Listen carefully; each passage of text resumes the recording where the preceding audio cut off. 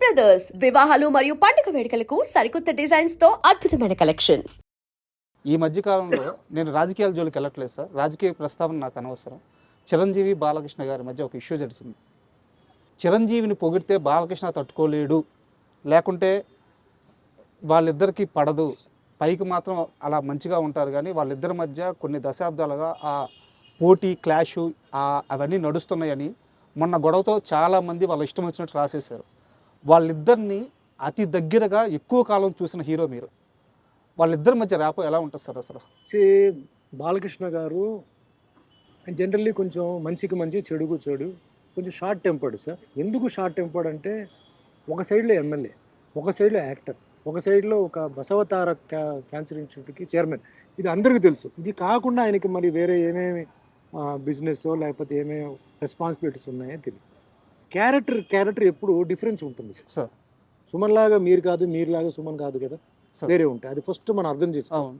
చిరంజీవి గారు జనరల్గా ఏంటంటే కొంచెం సాఫ్ట్, కొంచెం ఒకళ్ళు ఇరిటేషన్ వచ్చినా కంట్రోల్డ్, బయటికి ఎక్స్పోజ్ చేయరు. అది ఆ టైప్ ఆఫ్ క్యారెక్టర్. ఇక్కడ మెయిన్ ప్రాబ్లం ఎక్కడ వస్తుంటే సార్, ఈ పొలిటికల్ స్టేట్మెంట్స్, ఇలా అన్నారని లేకపోతే ఇట్లా అనేసారని. సో స్పాట్లో ఏంటంటే కొన్ని ఏదైనా ఆర్గ్యుమెంట్స్ వచ్చేటప్పుడు టక్మని నోరు జారి కొన్ని రావడం, టెంపర్మెంట్తో రావడం, ఇది సహజమే. బట్ నా లెక్కలో ఏంటంటే సార్, అది ఆ టైం వరకే. తర్వాత అంటారు కదా, no permanent enemies, no permanent friends. పాలిటిక్స్లో అదే నా ఎక్స్పీరియన్స్. పాలిటిక్స్లో no permanent enemies, no permanent friends, అది ఆ రూట్లోనే వెళ్తుంటుంది. సో మనం ఇలా అన్నారు అలా అన్నారు చెప్పి ఇప్పుడు ఫ్యాన్స్ కొట్టుకుంటున్నారు సార్. మేమంతా బాగానే ఉన్నాం. అదే సార్ ప్రాబ్లం. ఫ్యాన్స్ కొట్టుకుంటున్నారు, రాళ్ళతో విసురుతారు, బళ్ళు నాశనం అని చేస్తారు. ఎందుకు? వేస్ట్. మేము హ్యాపీగా, మేము అదే 80s గ్రూప్లో మేము అందరూ హ్యాపీగా ఉంటాం, హ్యాపీగా ఎంజాయ్ చేస్తాం. మీకు వాట్సాప్ గ్రూప్ ఉందిగా, మేము డైలీ మాట్లాడుతున్నాంగా, విషెస్ చెప్తూనే ఉంటాం. వాళ్ళు మాకు ఫోటోలు పంపుతుంటారు, ఏదైనా విషయం జరిగితే మేము కొన్ని అడుగుతుంటాం. వాళ్ళే పాపం అమాయకమైన వాళ్ళు ఫ్యాన్సే. మేమంతా బాగానే ఉన్నాం. ఇప్పుడు చెప్తానండి, no permanent friends, no permanent enemies. Okay, అంతే. అండ్ ఫైనల్గా చాలా థ్యాంక్ యూ సార్. ఎందుకంటే మార్నింగ్ నుంచి మీరు షూటింగ్ చేస్తూనే ఉన్నారు. ఈ టైంలో కూడా నా కోసం మీరు ఆగి మా ఐ డ్రీమ్కి ఇంటర్వ్యూ ఇవ్వడానికి మీ టైం వెచ్చించి మీ సమయం ఇచ్చినందుకు చాలా చాలా థ్యాంక్స్. అండ్ ఫైనల్గా మీకు దీపావళి శుభాకాంక్షలు. థ్యాంక్ యూ అండి. సో నాకు ఏంటంటే ఇంటర్వ్యూస్ వల్ల నాకేంటంటే న్యూ జనరేషన్కి ఏదైనా నేను మెసేజ్ ఇవ్వగలుగుతానా?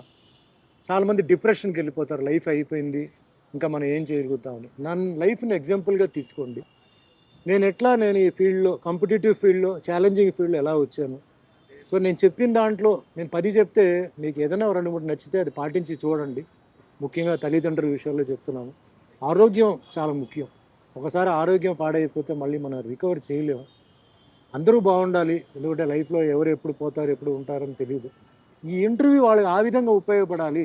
ఇంకోటి, బయట చాలామంది ఇలా అనుకున్నారు, అలా అనుకున్నారు అని అనుకోవద్దు. ఓపెన్గా ఈరోజు నేను చెప్పాను. సో కొన్ని రాస్తారు, కొన్ని విజువల్గా ఓబీ వాయిస్ వస్తుంది సార్. సో అవన్నీ కాదు, ఈరోజు ఓపెన్గా సుమన్ మాట్లాడారు. మీరు మంచి ప్రశ్నలు అడిగారు, నేను దానికి సమాధానం చెప్పాను. చెప్పిన దాంట్లో ఏమీ అబద్ధాలు కాదు, నిజం చెప్పాను. జరిగిన విషయాలు, ఎందుకంటే నాకు జరిగిన విషయాలు. సో అందరూ జీవితం అయిపోయింది, డిప్రెషన్, ఫెయిలియర్ కాదు. Always keep fighting in the right way. Go in the right way with the blessings of your parents. So భగవంతుడు ఉన్నాడు ఇది. And I respect every religion, every caste, every community. ఎందుకంటే వాళ్ళందరి వల్లనే ఈరోజు నేను తయారయ్యాను. నేను హిందూ అని చెప్పి నేను హిందూ అని చెప్పనండి. హిందూ, ముస్లిం, క్రిస్టియన్, సిక్, పార్సీ, జైన్ అందరికీ నేను నమస్కారం పెడుతున్నాను. All religion. నేను అన్ని టెంపుల్స్కి వెళ్తాను, అన్ని మసీదుకి వెళ్తాను, అన్ని చర్చ్ కదా. అంటే ఏదో అక్కడ వెళ్ళి ఏదో ఫీలింగ్ చూపించడం కాదు. ప్రతి ప్లేస్లో రిలీజియస్ పవర్ ఉంటుందండి. వాళ్ళు ప్రే చేస్తుంటారు. అవును, ప్రే ఇస్ అ పవర్. ఆ పాజిటివ్ ఉంటుంది. అవును, అది వెళ్ళడానికి నేను బ్యార్ ఫిట్ పోయి నేను కూర్చుంటాను, నా కాళ్ళు అక్కడ పెడతాను, to release my negative energy and take the positive energy. అట్లా. అవును. అంటే ఇప్పుడు 2 తెలుగు రాష్ట్రాల్లో ఇన్నేళ్ల తర్వాత కూడా ఎక్కడ జాతర జరిగినా సరే ఆ కుర్రాడు బాబాయ్ అనే ఒక సాంగ్ ఉంటుంది. బాబాయ్ తలుకు చిన్నది, అదే పాట. అండ్ ఆ బాబా మధ్యలో సిల్క్ స్మిత సాంగ్. ఈ పాటలు లేకుండా తిరణాలు కానీ జాతరలు కానీ ఎక్కడ క్లోజ్ అవ్వదు సార్. నిజంగా అదృష్టం అండి. ఎందుకంటే ఇది నేను చెప్పకూడదు, నేను చెప్తే నేను సెల్ఫ్ డబ్బాన్ని కొట్టినట్టు అవుతుంది. ఇప్పుడు మీరు చెప్పారు కాబట్టి నేను కొన్నిసార్లు తిరుగుతుంటే కొన్ని సాంగ్స్ బాగుంటాయి. ఈ సాంగ్ ఎక్కడో విన్నట్టుంది, ఈ సాంగ్ బాగుందంటే నేను డ్రైవర్ని అడిగేవాడిని, ఇది ఏ సినిమా సాంగ్ సార్, మీ సినిమా సార్ ఇది, మీ సినిమా సాంగ్ మీరు మమ్మల్ని అడుగుతారేంటి, మీ సినిమా సాంగ్ అని. అప్పుడు నాకు వెలిగేది, ఓ ఇదే ఇది అని చెప్పి. అంటే అంత మంచి ట్యూన్స్ అండి, అంత మంచి లిరిక్స్. ఈరోజు వీడియోస్ అవన్నీ చేస్తున్నారు కదా, కంపల్సరీ నాది ఒక 5 పాటలు దాంట్లో remake remix what ever it is ఉంటుంది. ఆ విషయంలో నిజంగా నేను అదృష్టవంతుడు. ఎందుకంటే ఎప్పుడో చేసిన సాంగ్స్ ఇప్పుడు యూత్ దానికి డ్యాన్స్ చేయడం, ఈ యూత్ దానికి మేబీ అది ఎవరి సాంగ్ కూడా వాళ్ళకి తెలియకపోవచ్చు కూడా. అయ్యో ఎందుకు తెలియదు సార్, బట్ నిజంగా నేను చాలా అదృష్టం ఆ సాంగ్స్ చేసిన, నిజంగా వాళ్ళకి నమస్కారం. అదృష్టం, ఇవన్నీ అదృష్టం సార్. ఇది అందరికి రాదు. అవును, అందరికీ ఈ సాంగ్స్ విషయంలో సీన్స్ విషయంలో అదృష్టం రాదు. కొన్ని డైలాగ్స్, కొన్ని రైటర్స్, కొన్ని కెమెరామెన్స్, వాళ్ళందరూ ఏంటంటే అదృష్టం ఉంటేనే అది మనకి దొరుకుతుంది వర్క్ చేయడానికి. అట్లా నాకు ఏదైతే వచ్చిందో నేను చాలా అదృష్టవంతుడు. నాకు భగవంతుడు ఏ పొజిషన్ ఇచ్చారో నేను చాలా అదృష్టవంతుడు. ఏమీ బ్యాకింగ్ లేకుండా, ఏమీ పుషింగ్ లేకుండా, సొంత స్వయం కృషి మీద కింద పడి లేసి కూర్చున్నానంటే అందరూ నా ప్రేక్షకులు, నా అభిమానులు, వాళ్ళందరికీ నేను పాదాభివందనలు చేసి ఇదే జర్నీ అలాగే కంటిన్యూ అవ్వాలి. ఇదే అభిమానం, ప్రేమ ఎప్పుడూ ఉండాలి. ఉన్నంతకాలం మనంతా అలాగే ఉండాలని. ఎందుకంటే ఎక్కడో పుట్టి ఎక్కడో పెరిగి అభిమానం రావడం అంటే ఒక వరం అండి సార్. అభిమానం అందరికీ రాదు. పెద్ద పెద్ద కోటీశ్వరులు ఉంటారు, పెద్ద పెద్ద బిజినెస్ మ్యాన్ ఉంటారు, వాళ్ళ అభిమానులు ఉండరు. చూస్తే ఈ బిజినెస్ మ్యాన్ ఏదో అంటారు, అంతే కదా, తెలియదు. ఆ ఫ్యాన్ ఫాలోయింగ్ ఫ్యామిలీ కన్నా ఎక్కువ ఉంటుంది. అవును, అది గిఫ్ట్ అండి అది. అందుకే నాకు అభిమానులు వస్తే కొందరు లేదంటే సార్ పిలవమంటారా, వద్దా, పిలవండి సార్ నన్ను పిలవండి, ఫోటోలు అందరికి ఇస్తారు. ఎయిర్పోర్ట్లో, రైల్వే స్టేషన్లో కలుస్తుంటే అది నేను హ్యాపీ ఫీల్ అవుతాను. ఒక కళాకారుడికి మాత్రమే ఉండే గౌరవం సార్ అది. ఒకటే, పొలిటీషియన్ దగ్గర ఉండదు.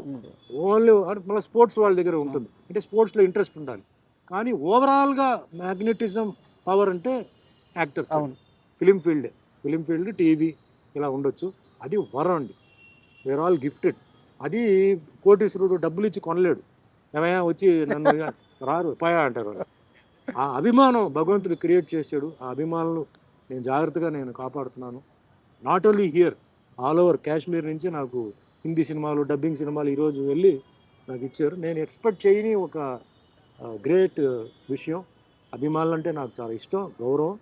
వచ్చి నాతో సెల్ఫీలు తీసుకుంటే నేను ఫీల్ అవ్వను, నేను చాలా హ్యాపీ ఫీల్ అవుతాను. ఎందుకంటే డిఫరెంట్ ఏజ్ గ్రూప్స్ అండి. పెద్దవాళ్ళు, teenage, middle age, old age, అందరూ. ఓల్డ్ ఏజ్ ఎందుకంటే ఈ దేవుడు సినిమాలు చేయడం వల్ల. అవును, లేడీస్ ఓల్డ్ ఏజ్ అంతా, మిడిల్ ఏజ్ అంతా అన్నమయ్య, రామదాసు, సత్యనారాయణ స్వామి ఇది. అండ్ మాస్, ఈ songs, fights. So very very grateful. భగవంతుడికి ఎన్నిసార్లు నమస్కారం పెట్టినా చాలు. ముఖ్యంగా వెంకటేశ్వర స్వామి క్యారెక్టర్, రాముడు క్యారెక్టర్, సత్యనారాయణ స్వామి 3 వచ్చింది నా జీవితం చాలు సార్. చివరిగా నా దగ్గర 2 ప్రశ్నలు మిగిలినాయి. ఒకటి చాలా సీరియస్ క్వశ్చన్ సార్. ఒకటి, మీరు ఫ్యూచర్ని ఎలా ఆలోచిస్తారో తెలుసుకునే క్వశ్చన్. నేను ఫస్ట్ 2వ క్వశ్చన్ అడుగుతాను. ఒక చిన్న హీరో తన తొలి సినిమాని అప్పుడే స్టార్ట్ చేశాడు. ఆ హీరోకి అందులో మీరు ఫాదర్గా యాక్ట్ చేశారు. సినిమా చాలా పెద్ద విజయం సాధించింది. బట్ హీరోని అందరూ అంతగా రిసీవ్ చేసుకోలేదు. బట్ అతని టాలెంట్ మాత్రం అర్థమైంది. తర్వాత ఆ హీరో ఎదిగి ఈరోజు పాన్ ఇండియాలో వెళ్ళి అక్కడ కూర్చున్నాడు. అతని పేరు అల్లు అర్జున్. అతని తొలి స్టెప్స్ గంగోత్రి మీరు చూశారు, నేను ఫాదర్ క్యారెక్టర్ చేశారు. ఆ రోజు అల్లు అర్జున్ చూసినప్పుడు ఇతను ఏ స్థాయికి వెళ్తారని మీరు ఊహించారు? ఇంత స్థాయి అనుకోలేదండి, ఫ్రాంక్గా చెప్పాలంటే. డెఫినెట్లీ, ఎందుకంటే ఆయన పుషింగ్ ఉంది, బ్యాకింగ్ ఉంది. సో వాళ్ళు సినిమా చేయగలుగుతారు, వాళ్ళ దగ్గర పొజిషన్ ఉంది కాబట్టి ఆయన డెఫినెట్లీ ఇండస్ట్రీలో ఉంటాడు. చిరంజీవి గారు బ్యాకింగ్ ఉంది, అన్నీ ఉంది, కమ్యూనిటీ బ్యాకింగ్ ఉంది, అదంతా ఉంది. బట్ ఈరోజు ఈ లెవెల్కి సినిమా ఇండస్ట్రీ ఈ లెవెల్కి వెళ్తుంది అంటే ఓ పాన్ ఇండియా వెళ్తుంది, అప్పుడు ఎవరు ఊహించలా. పాన్ ఇండియా లెవెల్లో ఆ సినిమా అంత హిట్ అవుతుంది, అంత క్రేజ్ వస్తుంది అనేది కూడా నేను ఊహించలేదు. It's a matter of time అన్నారు. వెరీ పవర్ఫుల్ టైం ఆయనకి. ఆ టైం రావడంతో ఆయన వెళ్ళాడు. దాంట్లో నాకు ఒక చిన్న సంతోషం ఏంటంటే, నేను కదా ఫస్ట్ ఫాదర్గా చేసింది. ఇప్పుడు టీచర్లు ఉంటారు సార్, టీచర్ల దగ్గర వాళ్ళు ఏం ఆశించరు. అవును, మనం అంతా మంచి లెవెల్కి వెళ్ళిపోతే వాళ్ళు పక్కన మన వాళ్ళకి ఏం చెప్తారు తెలుసా, నా దగ్గర చదివిన కుర్రాడి, నేనే నేర్పించాను. అట్లా అల్లు అర్జున్ ఫస్ట్ నేనే ఫాదర్. అట్లా నాకు ఒక చిన్న సంతోషం. సో ఆయన ఇంకా ఉన్నత స్థాయికి ఎదగాలి, భగవంతుడు ఆయనకి మంచి పొజిషన్కి ఇవ్వాలి.